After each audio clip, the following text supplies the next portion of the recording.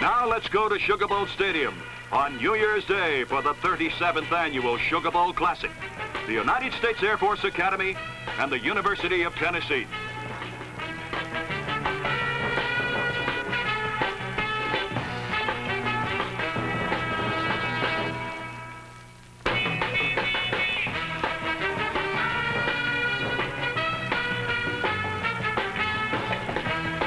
Early arrivals at Mammoth Sugar Bowl Stadium are entertained by the various musical organizations that are a part of the tremendous pre-game pageantry. Checking them off on our program, here's the American Legion Band under the direction of Frank Rosato. Next, one of the top marching high school bands in the country. This is the Bryan Adams High School Band from Dallas, Texas.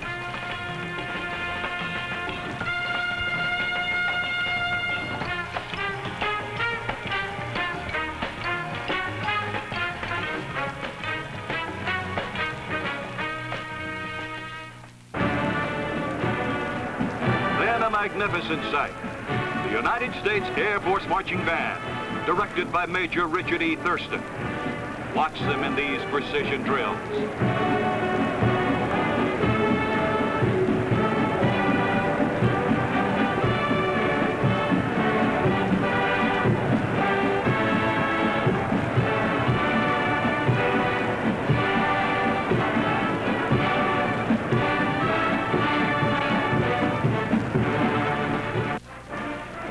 To fill the stadium floor, the University of Tennessee Marching Band with Dr. W.J. Julian directing.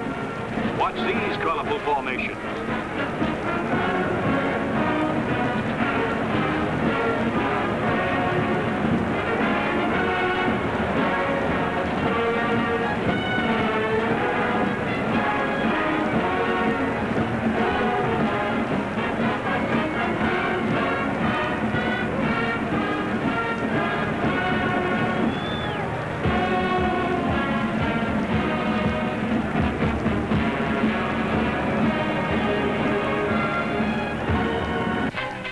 Rival coaches are set.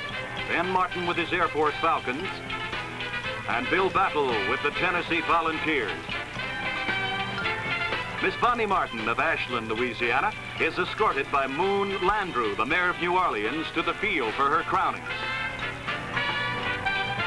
A.B. Nicholas, the president of the Sugar Bowl, crowns Miss Martin queen of the 1971 Sugar Bowl Classic.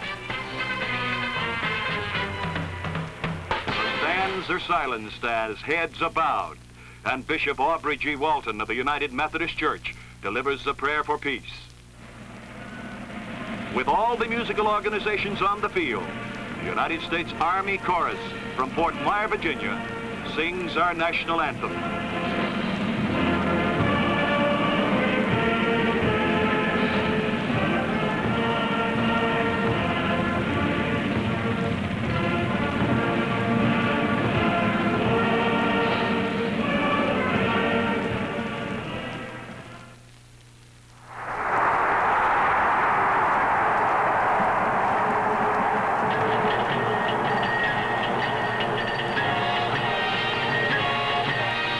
Climax of the Midwinter Sports Carnival.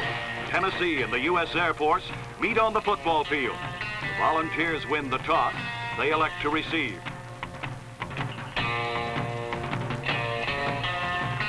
Craig Berry kicks off deep to the Tennessee 8. Kevin Milan with a 25-yard return brings the ball back to the Volunteer 33.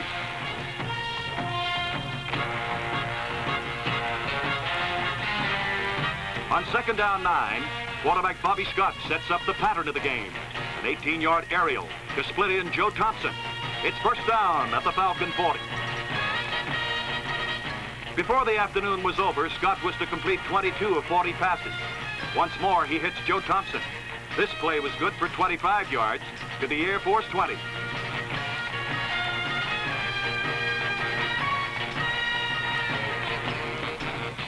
Now Scott rolls to the right. He passes to Les McLean, and the Volunteers have first down at the Falcon 5-yard line.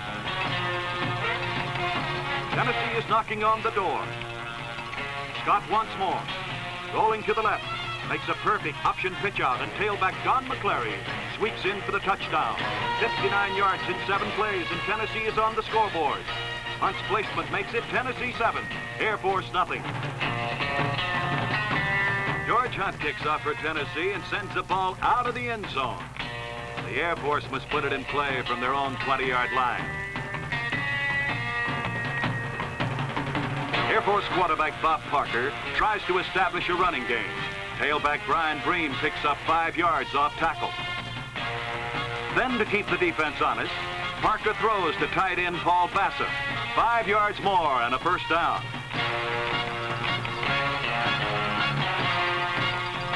On 2nd down 6, Parker keeps the ball on the ground.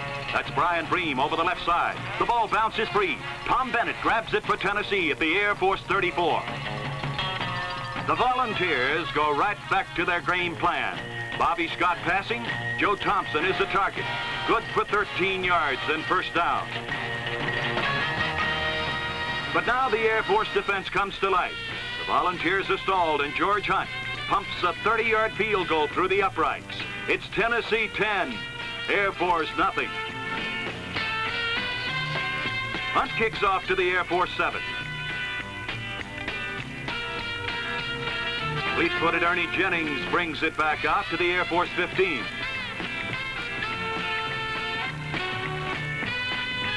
With their running game stalled, the Air Force punts. Allen of Tennessee makes the catch, fumbles the football, then recovers. A close call.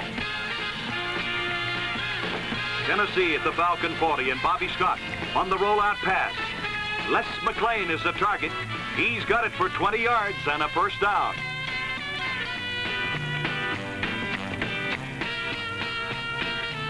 Then on the next play, the Volunteers change the action.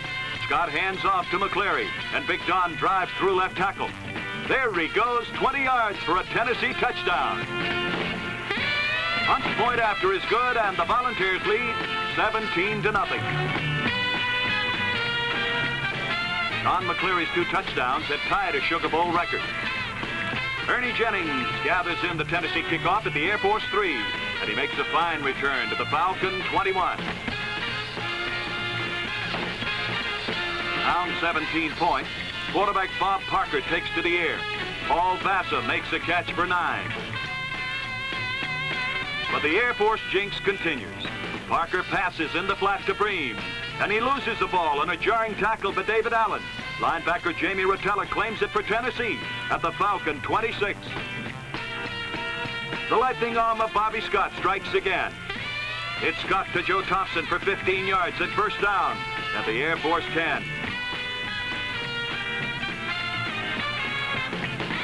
And on the next play, Scott fired his 7th completion of the first quarter.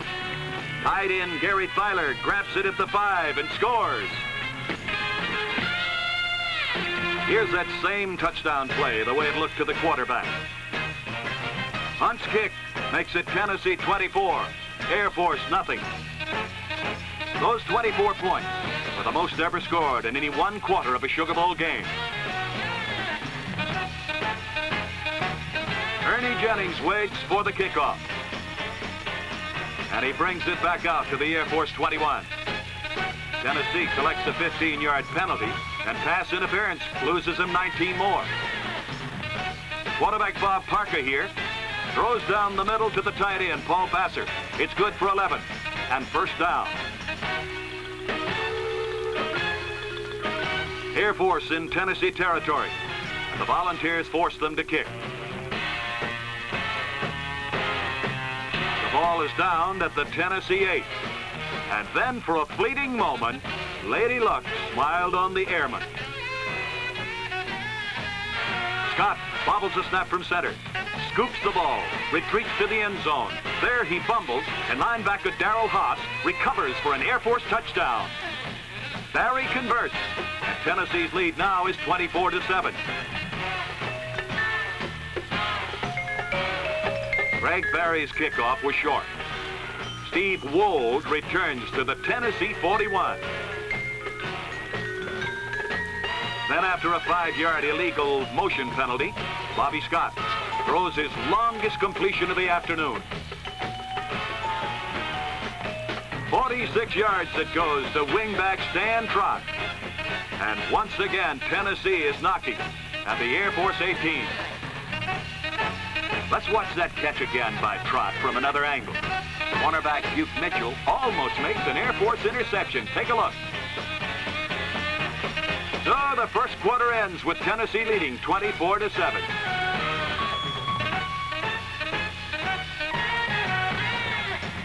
Tennessee, unable to move the ball, sent George Hunt in to try an unsuccessful 32-yard field goal. Air Force takes over on their own 20. Bob Parker rifles a shot to split in Mike Boland. This one's good for 22 yards and first down. The defense of both teams stiffen. They exchange punts, but the Air Force ground game just can't move against the Tennessee line. Brian Bream here is thrown for a 3-yard loss. So Bob Parker takes to the air again. All-American Ernie Jennings grabs this one for 14 yards and first down at the Air Force 33. Again, Parker goes to the air, this time to Paul Bassa for 15 yards, and the Air Force jets begin to roar. Then the Tennessee secondary comes to life. Parker aims for the sidelines and Mike Boland, but the Vols' David Allen steals the ball out of his hands, runs it out of bounds at the Tennessee 42. Scott, realizing his passing game has been the key, rifles a short one to Joe Thompson for 6 yards. Then on 3rd and 1, Scott completes a pass over the middle to Gary Theiler for 9 yards. But Theiler fumbles, and Darrow Haas makes his second recovery of the day for the Air Force. 2 plays later, the Falcons return the favor. Parker passes to Mike Boland for 7 yards, but he loses a football, and Bobby Majors recovers for Tennessee. With the Tennessee attack stalled, George Hunt tries his 3rd field goal of the day. It's wide to the right. The Air Force takes over at their 20. On 2nd down, Parker throws to Paul Bassa, but Tennessee safety man Johnny Majors intercepts.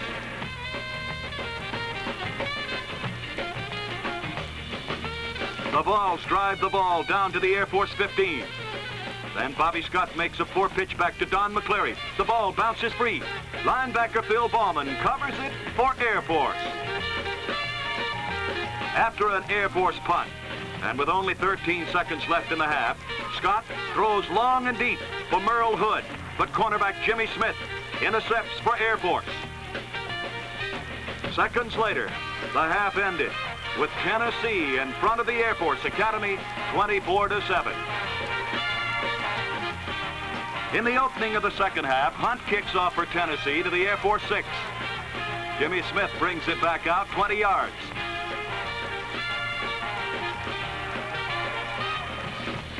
Air Force could not advance the ball. They were forced to punt. Now watch this tremendous return by Johnny Majors. He fields the ball on the Tennessee 43, and down the sidelines he goes. There he goes, all the way, 57 yards for a touchdown. Hunt's kick makes the score, Tennessee 31, Air Force 7.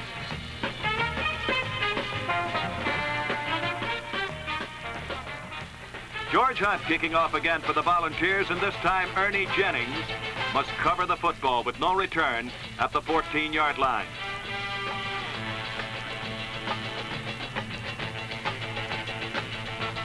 Bob Parker throws up the middle on this play. His receiver, Paul Bassa. It's good for 17 yards and first down. Following an exchange of punts, the Air Force has possession at the Tennessee 48, and Parker is still throwing strikes. This one goes to Brian Bream. Playing catch-up football, Parker has to stay in the air. He connects with Paul Bassa for 13 yards and another first down.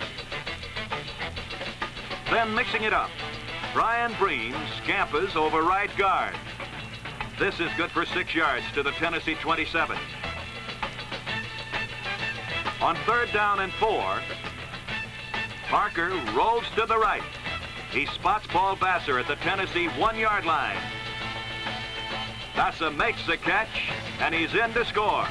The touchdown play good for 27 yards. The extra point was wide, but Tennessee's in front 31-13.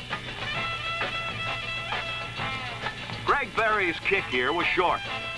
Milam took it on the Tennessee 27 and returns it 6 yards.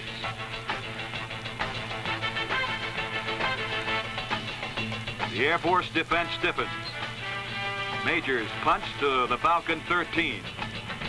And Smith makes the fair catch.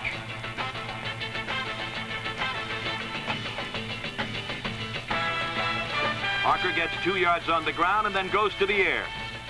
Split in Mike Bowen comes down with the ball at the Falcon 29. And the Air Force has a first down. Bob Parker pulls the trigger again. This time he throws to Ernie Jennings, who shakes the defenders for a 17-yard reception to the Air Force 46. 3 incomplete passes and Air Force is forced to punt. Allen fields the ball. Now watch it. Fumbles it away. But teammate Jamie Rotella recovers, and that's the 3rd loose ball he's grabbed in the game. Tennessee's ball, and Scott passes up the middle. This time complete to Gary Theiler. 12 yards more and a volunteer first down. Fullback Kurt Watson put the running game back to work.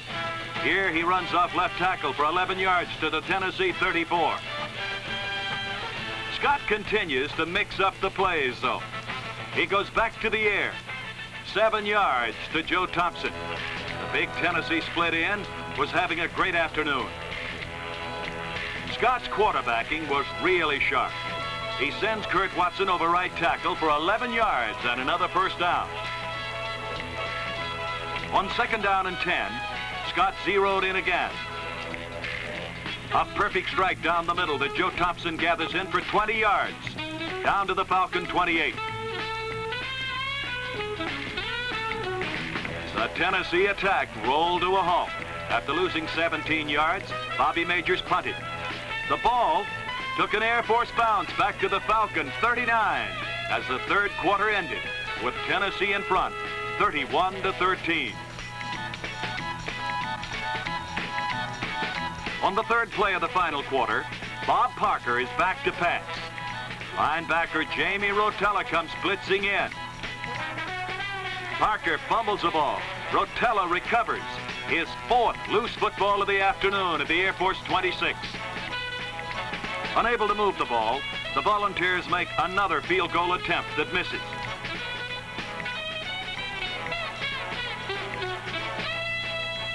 In desperation to catch up, Bob Parker, deep in his own territory, throws for Mike Bowen. Conrad Graham picks it off and returns to the Air Force 21. Then Tennessee comes up with one of the freak catches of the game. Scott's pass, watch it now, bounces off of Richardson of the Air Force, and it's caught by Joe Thompson at the Falcon 7-yard line for a 15-yard gain. Thrown back for the Air Force defense, George Hunt kicked his 2nd field goal of the game from 33 yards out. Tennessee 34, Air Force 13. Hunt's kickoff goes down to running back Brian Bream. Bream moves up the field 5 yards, fumbles the ball, but Big Mike Healy grabs it for the Air Force.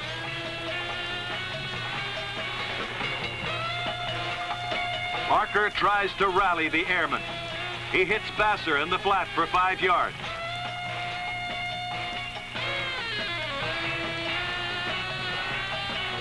Again, Bob Parker takes to the air.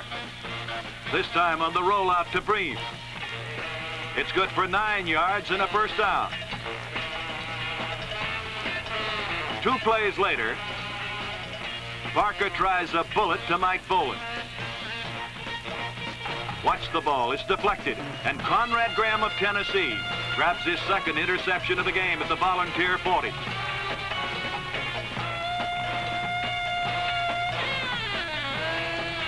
Bobby Scott very promptly hits Jimmy Young with a 13-yard aerial. And Scotty continues through the air. This one is good for 11 yards and a first down to George Sylvie. And still another. This time to Sonny Leach for 8 yards more.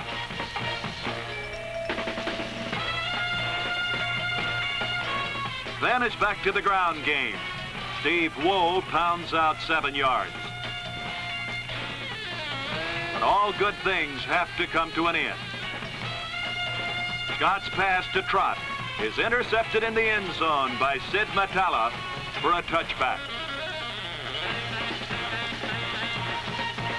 The Air Force, held at their own 20-yard line, is forced to punt.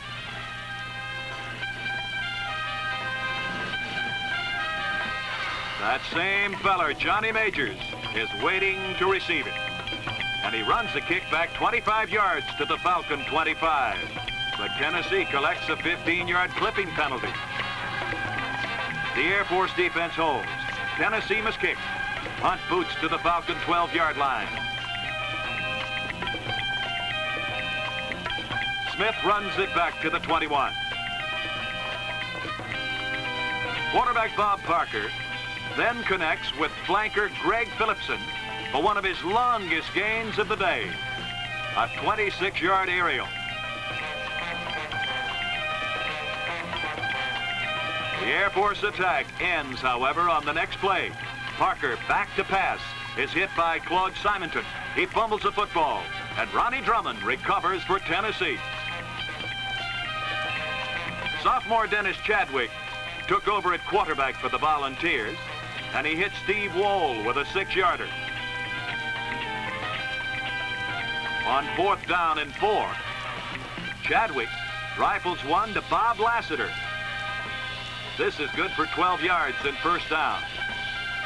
Chadwick stayed in the air as time ran out in the 37th Sugar Bowl Football Classic. There had been 92 passes thrown in the game, 46 by each team. Scott of Tennessee completed 22. Parker of Air Force was successful with 23. This had really been an aerial battle. And the final score was Tennessee 34, Air Force 13.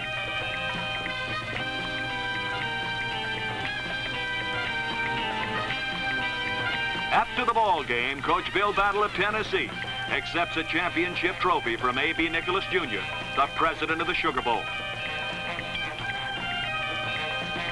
And quarterback Bobby Scott of the Volunteers, voted the game's outstanding player, received the Miller Digby Memorial Trophy from Bernie Granruth, the chairman of the Sugar Bowl's executive committee. The 1971 Sugar Bowl, an exciting spectacular of football for the nation. Visit New Orleans soon, historic city of charm and culture, and the home of the Sugar Bowl.